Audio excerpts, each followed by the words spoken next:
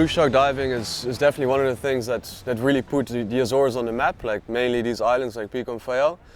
But yeah, we got a lot of blue sharks around here. We got big blue sharks around here as well.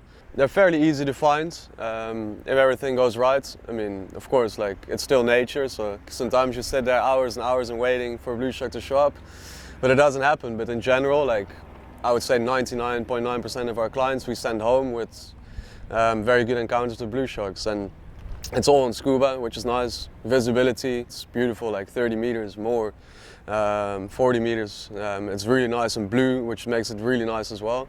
Because many places in the world where you can get in the water with blue sharks, the visibility is much less. Green, it's on snorkel, and yeah, here you can actually scuba dive with them, and that's something that really kind of put us on the map. Blue sharks are pelagic sharks, makos as well, obviously.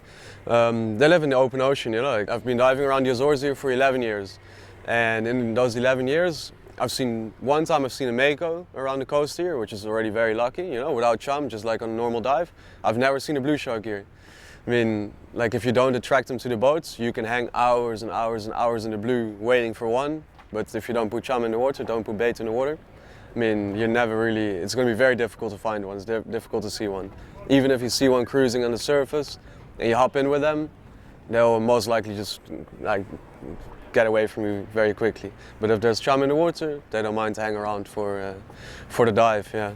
But the main thing that makes this practice like very sustainable for me, like in my opinion at least, is that these sharks are highly pelagic. Like they don't live around the Azores here. Like the sharks that we saw today, for example, I mean, they can maybe hang around the sea mounts where we were for 1 day, 2 days, 2 weeks, maybe 3 weeks, so the feeding is really good.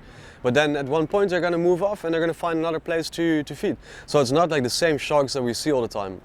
So we don't really give them enough time to like really get used to our bait, like to the bait that we give them. Also like the amount of bait we give them is not enough for them to survive off.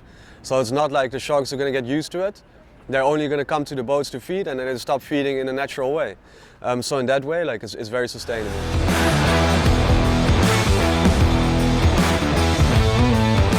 If you don't chum, you don't see the blue sharks.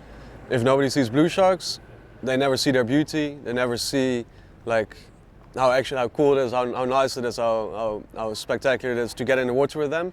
And then, if nobody really cares about blue sharks, nobody's going to do anything to protect them.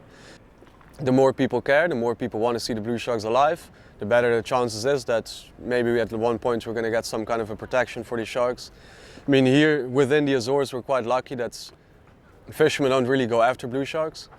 There's no market for them, there's no value in them. Nobody eats blue shark here, nobody eats shark here. There's no fishermen here in Pico that will go out and catch 10, 20, 100, 1,000 sharks to sell to the market. But then obviously we're in the North Atlantic, and if you go outside of the Azores, there's many longliners that do catch a lot of sharks for a profit, you know. So that's definitely a problem, and the more people start caring about these animals, the better the chances are that people are going to think about protecting them, you know, and maybe that practice will eventually stop, or at least get less, you know. Rules we put into place, and which will help the sustainability of to sustain the population of sharks in the North Atlantic, of course.